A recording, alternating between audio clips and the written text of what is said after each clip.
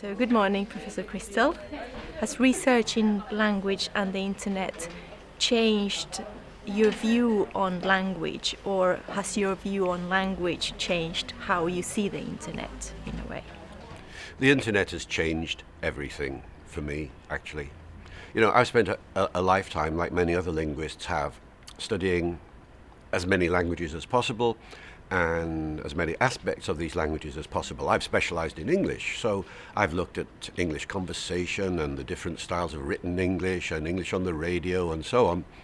And I thought I knew pretty well a lot of what was going on in the English language in those contexts.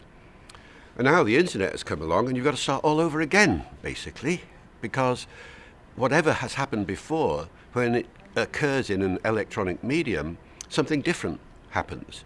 So you can't guarantee that whatever you discovered about the language of the news or the language of advertising or the language of whatever it is going to be the same when it turns up on the internet. And one mustn't underestimate the scale of the internet. There's now more written language on the internet than in all the libraries of the world combined. You know, there's never been a corpus like this before. And moreover, everything is time-stamped. So, you know, you can say that piece of language was used at 10:23 a.m. on such and such a date. So it suddenly offers all kinds of fresh possibilities for studying the development of language and as well as seeing innovation taking place almost instantaneously as it happens. And of course, we ain't seen nothing yet because we've only had the internet for 20 years. I mean, think ahead now, 100 years' time. I mean, wouldn't it be wonderful if we had for the 19th century or the 18th century or the 17th century an account of language to the degree of detail and development that the internet is now allowing us to see. So linguists of the future are going to be hugely influenced by what's happening to the internet at the present. This brings me to a question that the Year 2 students have asked me to ask you, the linguistic students, and they wonder if you envisage another phenomenon to have as big an impact on language as the internet has had. I can't envisage anything as big as the internet taking place in the foreseeable future. I mean, only a fool would try to predict the future of language. To predict the future of language is to predict the future of society. I mean, what is going to happen in 1,000 years' time? 1,000 years ago, who would have predicted that Latin would no longer be the critical language for everybody to use? And in 1,000 years' time, what are we going to be speaking? And what is going to be happening? Who knows? We might all be speaking Martian by then if they land. You know, I mean, who knows what is going to happen? So, I don't know. I would never have predicted the internet, you see. That's the point. Even 25 years ago, who would have predicted emails? When they invented mobile phone technology, the mobile phone makers never predicted that the mobile phone was going to be used for text messaging. Otherwise, they wouldn't have had the stupid keypad in the way that it is. You know, A, B, C, D, E, F. A single button is Q, P, R, S. With one of the least frequent letters in English and one of the most frequent letters in English on the same keypad. This is just crazy, you know. Of course, now we've got different keypads with, QWERTY keyboards and all this sort of thing. But nobody predicted this. And that's the thing about technology. You just don't know what's going to happen next. We can guess. We know that the internet is going to become increasingly audio as time goes by. We know that mobile communication is going to replace an awful lot of the use of terminals and the static screen and so on. But the implications of that are just, I wouldn't even dare to try to predict them. In your lecture, you made an analogy between the internet and language as a native or as a second language. So you mentioned that some people speak the internet as a native language and some people speak the internet as a second language. I was wondering if you could elaborate a little bit on your thoughts behind the analogy. The internet is 20 years old, just a bit more perhaps, 1991 for the World Wide Web. Of course, the technology had been around before, an awful lot of it, but it hadn't shaped itself into the internet until the 1990s. So that means that Anybody born since 1991 has never known a world without the web and without all the associated paraphernalia of electronic domains.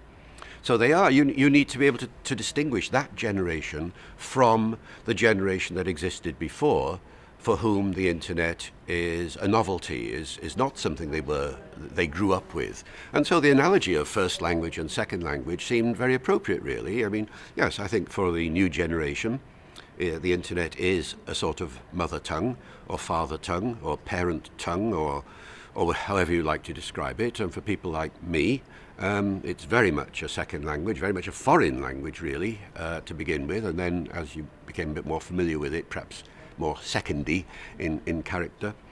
And I'm desperately trying to become a native speaker of it, of course, but I really passed it, really. I mean, I cannot conceive of coping with the internet in the way that I see young 9-year-olds and 10-year-olds and 11-year-olds using it. And also there are aspects of the internet that scare me, in the sense that I don't want to go there because I sense the time-consuming nature of the enterprise, like, most of the social networking sites. You have a responsibility. Once you join a social networking site of some kind, then you enter a community, and anybody who enters a community has responsibility towards the other members of the community. So you've got to spend time on it. And, my life's already full of other things to do, and the thought of acquiring a new world, as it were, whether it's Facebook or Second Life or whatever it is, just scares the living daylights out of me. I don't want to go there. So I like the analogy, and I think it's very fruitful. And one reason why I think it's fruitful is because it identifies the different mindsets that are involved, which I think any educationalist has got to cope with. This is what I mean. For me and my generation, and for anybody up until about 1990, the book is central and the screen is marginal. That's my world. For the new generation, the screen is central and the book is marginal. That's their world. Somehow or other, one has got to bridge that gap, and this is the challenge for teachers in schools and everywhere else. How do you bridge that gap? How do you get the kids to appreciate that the old world, which is full of books and paper and the lovely smell of a book and the feel of a book and the things you can do to a book that you can't do with a mobile phone and so on, that is valuable, and at the same time, without disrespecting their world. I mean, an awful lot of teachers do disrespect their world. They ban mobile phones from schools, from classrooms, for example. Do not bring your mobile phone. If I see you use your mobile phone, you're in trouble, Well, this is not the way to develop a liberal appreciation of the power of language and the power of technology in all the domains that exist. One has to devise ways of teaching the kids to manage the technology and manage the language thereof in order to make best use of it. And so I think having an analogy like the first, second language one helps to sharpen one's perception of what the nature of the problem is in education. I was wondering if you had any views on the value of humanities and social science, and especially linguistics, of course, in this age of a market-sized university. I've always seen linguistics as the great unifying discipline, because everybody uses language. I mean, everybody uses language, even the people who are in the visual arts, and they just paint and sculpt and things like that. You think they're not using language, but they do, because they label their painting and so on, and then you have to talk about it and analyze it and evaluate it and so on. So you can never get away from language, and because it's used by the sciences and the humanities and so on, I find it the great unifier, really. Everybody really ought to have some basic tuition about language from the earliest age, really, so that they become masters of language, like Humpty Dumpty in Lewis Carroll, in Alice in Wonderland. He's a master of language. I tell these parts of speech what to do, says Humpty Dumpty. They do my bidding. So many people, it's the other way round. They're scared of language. They feel inferior about their use of language. They're not sure about it because they've never been trained in it. Now, efforts are always being made to try and resuscitate language studies in school with a national curriculum and things of this kind. But it's a complex process, and I think all subjects gain from having a conscious awareness of the nature of the medium in which they work. And I think that's the role of linguistics in relation to the humanities as well as the sciences. Now, of the two, it's a jolly sight easier to work with language on the science side, because scientific language is pretty constrained, really, in terms of the properties that it manifests. You know, you can summarize the properties of scientific language. I mean, it's difficult, but it's relatively easy compared with trying to summarize the properties of the language used by the humanities, because the humanities is such an extraordinarily broad range of a palette of intellectual activities. So at one extreme, you've got subjects like history and physical geography and so on, which are moving towards the scientific end of the scale, and at the other end, you've got literary criticism and you know, history of art and all of this, which uses a very evaluative kind of language. And so linguistics, I think, has a particularly important role to play in trying to identify the different characters, the different stylistic characters of this palette of intellectual activity. And if one has that foundation, then I think everybody gains. Linguistics itself gains, of course, because it ceases to be an arcane subject. It becomes real. You know, one of the big criticisms of linguistics sometimes is that the theory is so removed from reality that it's almost like logic and mathematics and philosophy and well away from the real world. Well, you know, I've never been like that. For me, linguistics is at its best when it really encounters the realities of everyday experience in the range of subjects that especially the humanities illustrate. With the marketization of higher education, what advice would you give to a prospective student that is looking for value for money in their education, but at the same time have an interest in humanities and social sciences? The question of what you do with linguistics and what you do with humanities has been around a long time, hasn't it? I mean, one of my very first books, What is Linguistics, back in the 1960s, I was asked to write this book and then put a chapter in to answer this very question, because nobody had any idea what do you do with linguistics once you've got it. To which my answer was, well, what do you do with English once you've got it? What do you do with history once you've got it? And so on. Obviously, you go and teach it, which is the obvious answer. But if you don't do that, what do you do with the subject? And as people got more and more experience of how the humanities in general and linguistics in particular was actually being used in career structures, they found all sorts of careers that turned out to have the need for that particular humanity as being important. For instance, I remember talking to a lot of people at the BBC and in the broadcasting medium generally, and they were privileging all kinds of humanities backgrounds. I mean, this was the way in for so many departments of the broadcasting organizations. I also spent a lot of time talking to people in the civil service. And there too, they valued humanities. I don't know the figures at all, but at the time I got the impression that for every one scientist that went into the civil service, there were sort of 9 humanities people that went in, because there's something about the humanities that gives you that broad church of perspective, which allows you to evaluate things, to step back and evaluate things in a more intelligent way than somebody who has had to concentrate an entire career on understanding the basic properties of matter or whatever it might be. I'm not saying scientists can't do that, but on the whole, they tend not to want to go outside their subject to the same extent that the humanities people do want to go outside their subject and look for fresh challenges and fresh contexts to explore and so on. And especially a field like English, you see, which is English literature, which you think, what use is English literature? It's just a bit of fun. But no, it actually gives you that kind of critical perspective on life, the universe, and everything. Anybody who studied Hamlet in real depth has studied everything there is to study about humanity, really, in a way. And so you're ready for anything. If you've understood what Hamlet's about, you're ready for any challenge that's going to hit you in the outside world. So a lot of people appreciate this. And it seems to me that the humanities has given an awful lot to society because of it. And then, of course, there's the language-orientated jobs which have developed over the last half century or so. where language specifically turns out to be of real value, like, jobs like interpreting and translating and providing language services of one kind and another, particularly in a multilingual, multi-ethnic Britain. The fact that here in Manchester there are, I don't know how many languages being spoken, 100 probably.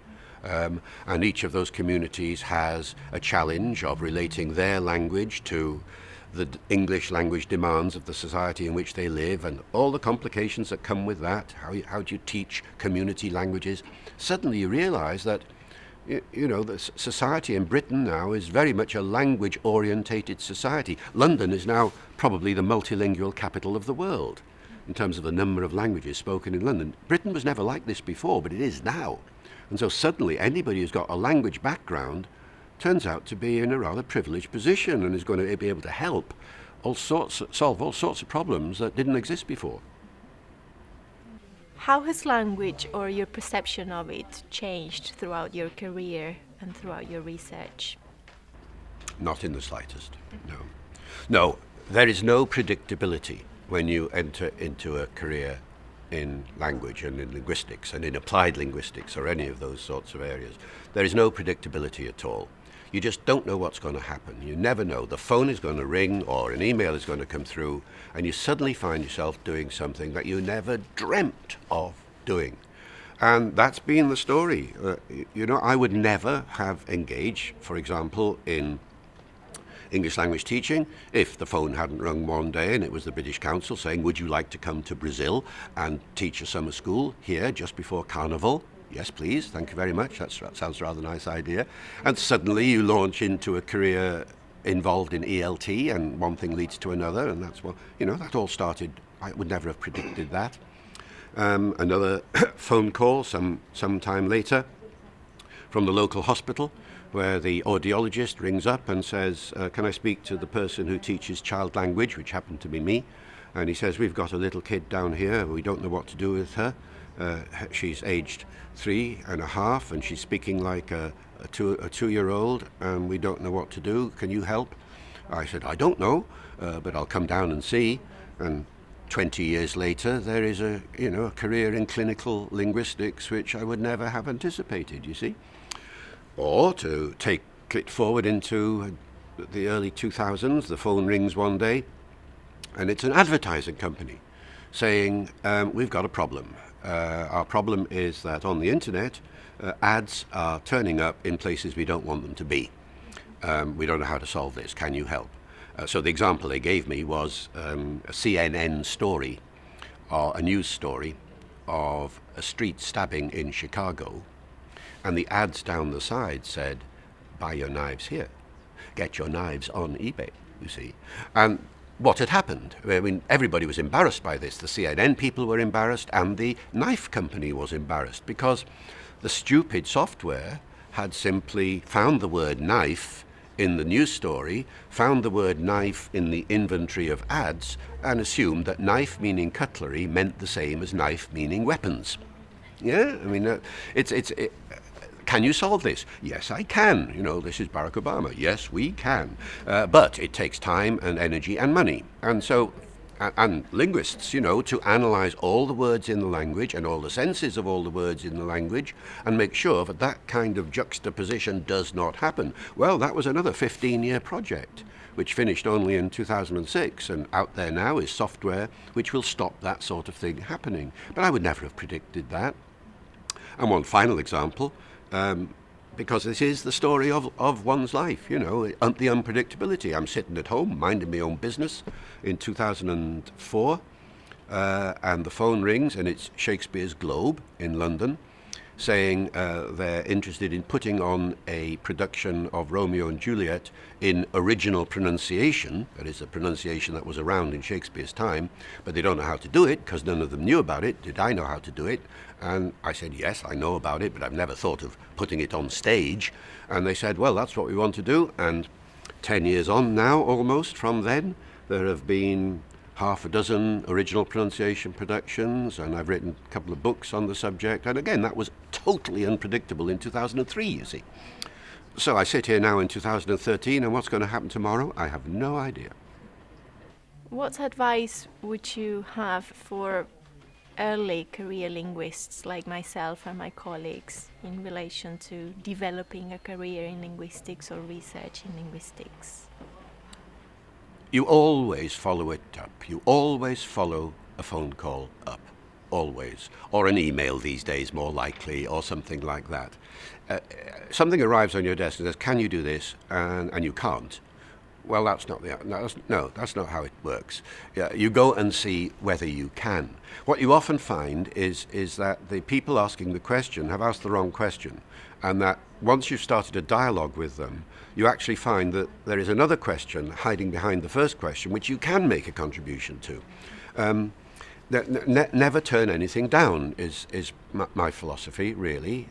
Go and see what it's all about. And you end up learning, you see, not just teaching, you end up learning.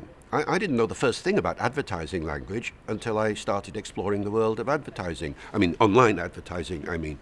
And so my advice would be prepared, like the Scouts, you know, be prepared and be ready to accept the challenge, even if you think you're not able to answer it.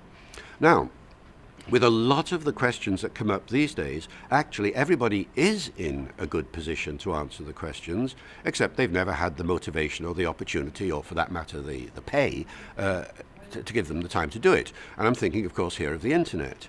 You know, an awful lot of students, it's their world, and young people are encountering the internet as a phenomenon and failing to realize that it's the most wonderful research opportunity that they have ever had, or ever likely to have for the immediate future anyway, and they're in the best position to do the research.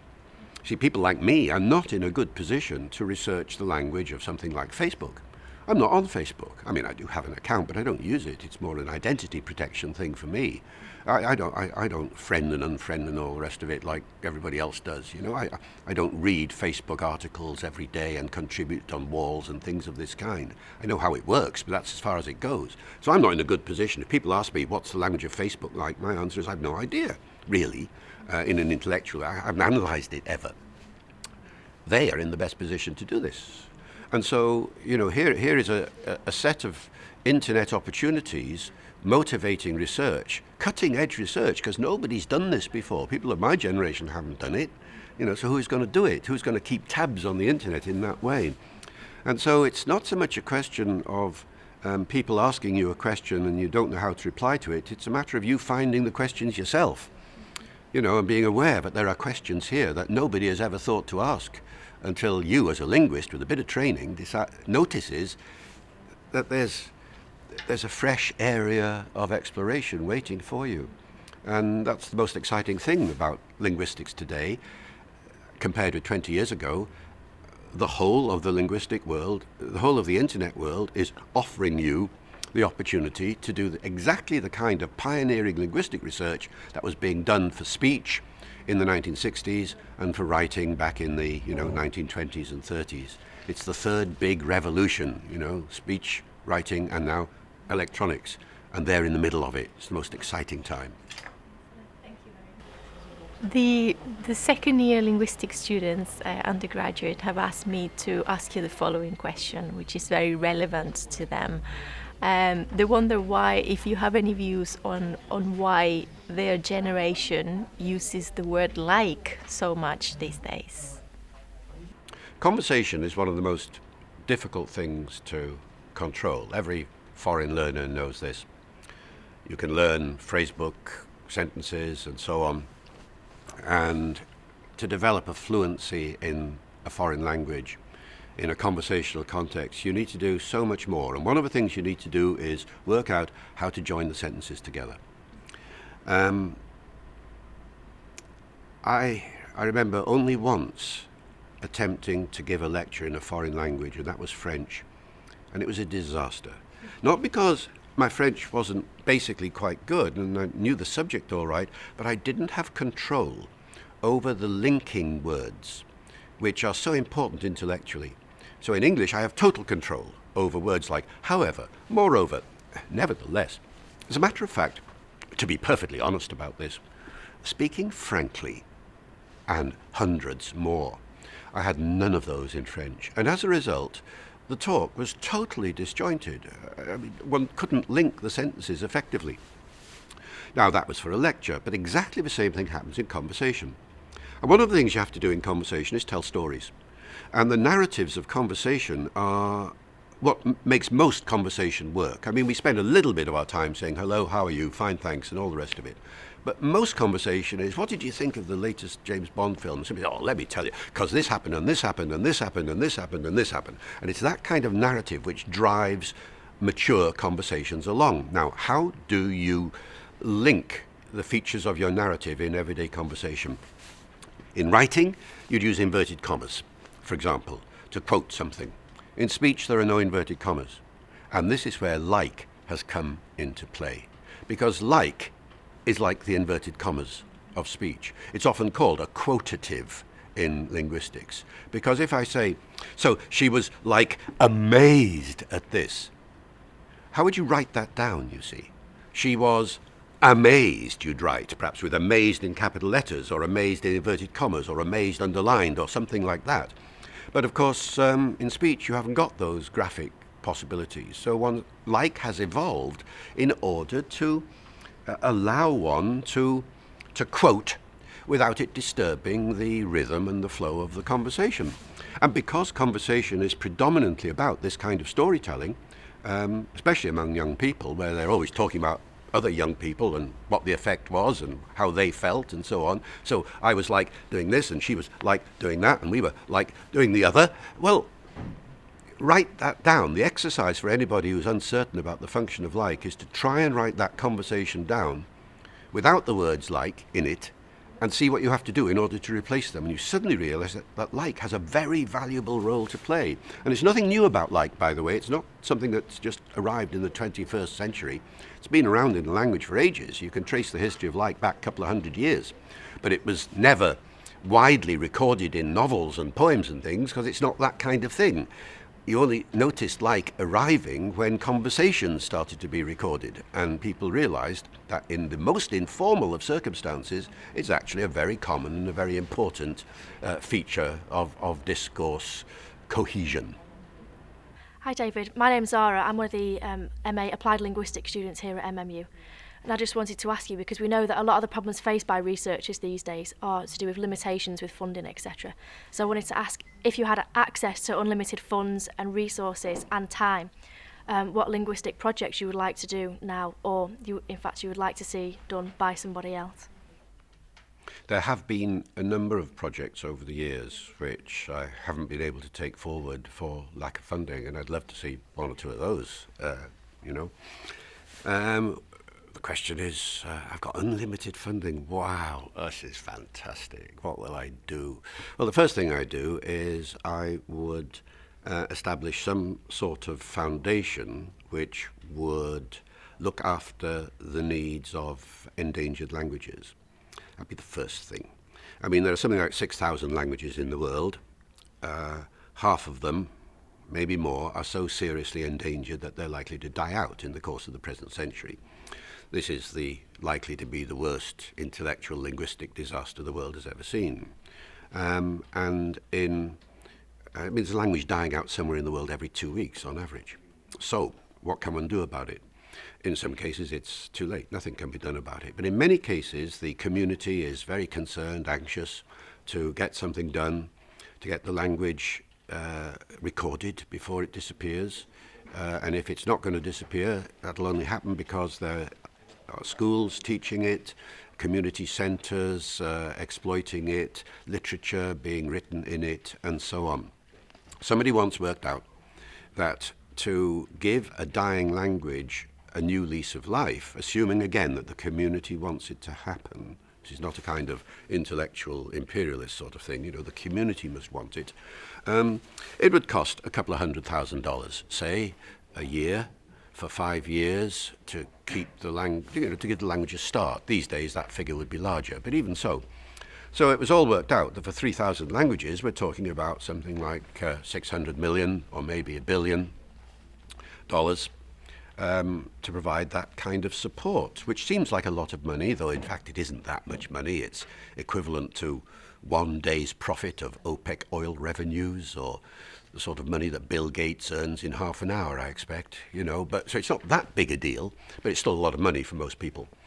And actually, those figures would have gone up in recent years because of the way costs have risen. So there's a lot of money involved, but it's needed.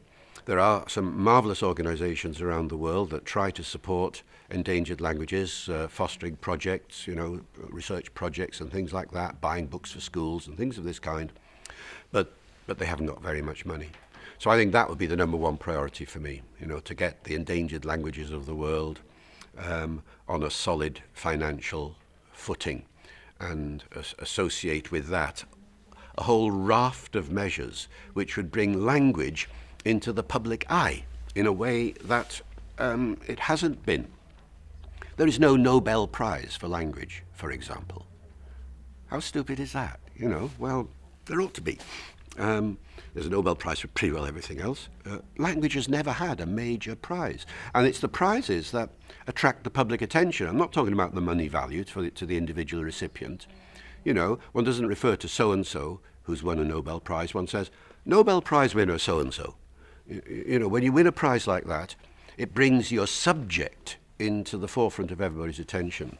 So I think, a whole raft of associated issues like money to support prizes, money to support the big days of the year, the World Language Day, Mother Tongue Day, to give these enterprises a good public image. It costs a fair bit, and you've given me unlimited funds, that's where they're going. So we know David the academic and David Crystal the writer, but we'd like to know a bit more about who is David Crystal as a person. And so one of the questions that has arisen from that is, I wanted to ask, do you have a bucket list as such, or any ambitions that you're intending to fulfil? Who is David Crystal as a person? I have no idea. I ask myself that question all the time and get different answers. I haven't the foggiest, really. Language for me is not a job, it's a joy.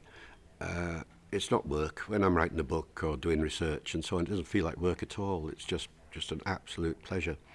I see myself first and foremost as a writer. That's what I always wanted to do. Before I even got to university, I was writing as a teenager. My first successful writing projects were fiction, short stories. I've always wanted to write. That's the important thing.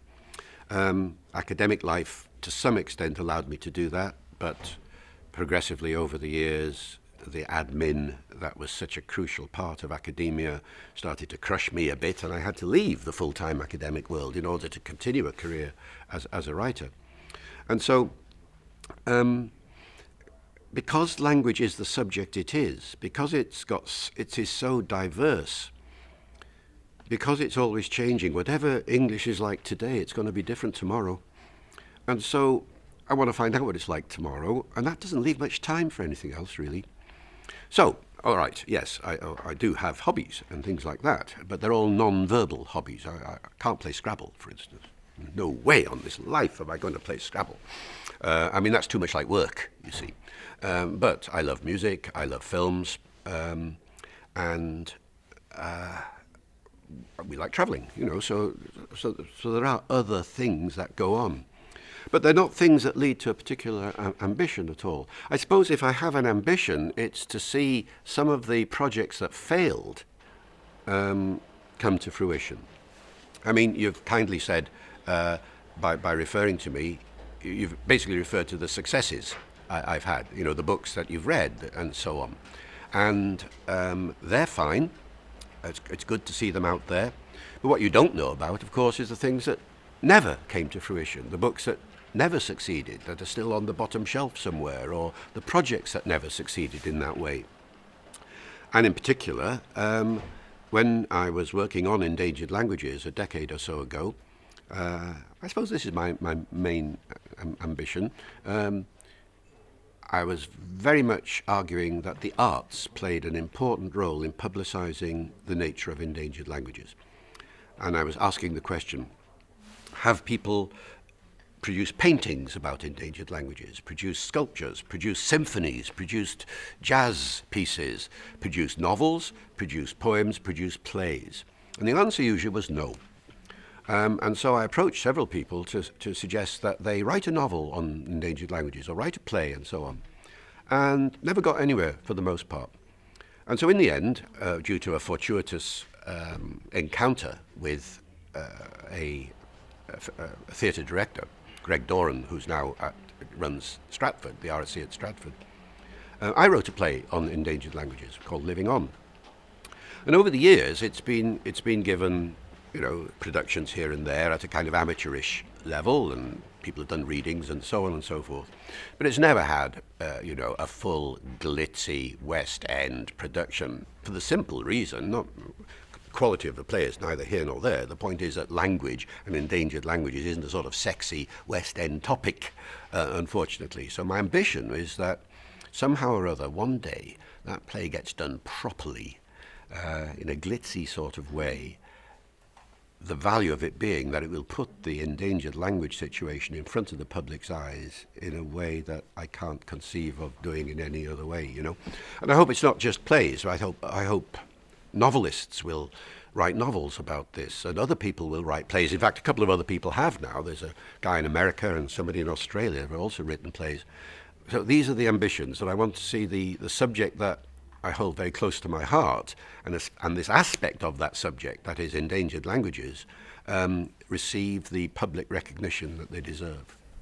Hi David, I'm a student at Manchester Metropolitan. I'm doing a Masters in Applied Linguistics, and I wanted to ask you, as we've been talking about how the language is changing via the internet, I wanted to know if you think that communication has changed, particularly with youngsters and the younger generations.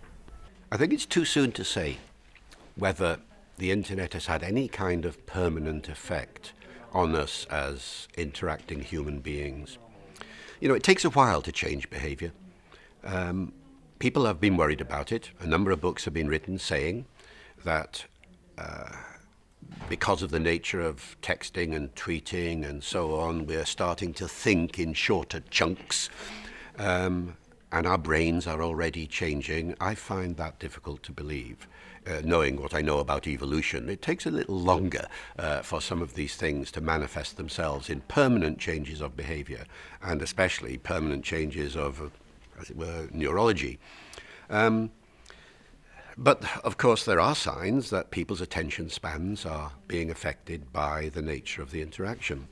And there are also signs that people are sitting in front of screens all day long and not interacting outside. But this is nothing new about this from the internet point of view. People have been worried about this all the time.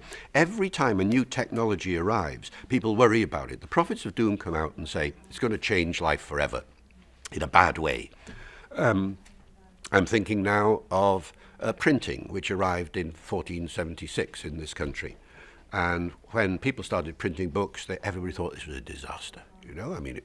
All the horrible things that are now going to be circulated, all the heresies that the church was trying to stop will now be in front of everybody. Printing is a bad thing, 400 years later, the telephone arrives. We've forgotten this now, but when the telephone arrived, everybody thought, some people thought it was a good thing.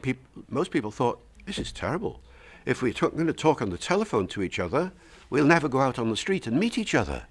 This is going to be a breakdown in society. The telephone is going to be terrible for us all, of course. 100 years later, we know that's silly. When broadcasting arrived in the 1920s, people felt, an awful lot of people felt, we're going to be brainwashed now. The broadcasters will make us think in certain ways, and we know that's rubbish. And now the internet comes along, and the main reaction is that people are in front of their screens, and they're not going to talk, and there's going to be no interaction, and so on and so forth. It's too soon to say whether there's any truth in that. 20 years on, what can we predict, really? But my feeling, there will be some, yes, for whom the internet has been a savage change in their social behavior. There are people who live their entire lives online. Yes, there are, in Second Life or Facebook or wherever it happens to be. But there are an awful lot of people who have seen this sort of danger and who have rejected it. And I go into schools quite a lot, and I meet kids 16, 17 years of age. They've all got full lives. You very rarely meet meet a geek who just is all, you just don't, I don't see them. They're out there, they're doing social work, charity work, they have societies that they go to, and they do everything that I did when I was their age, and more actually.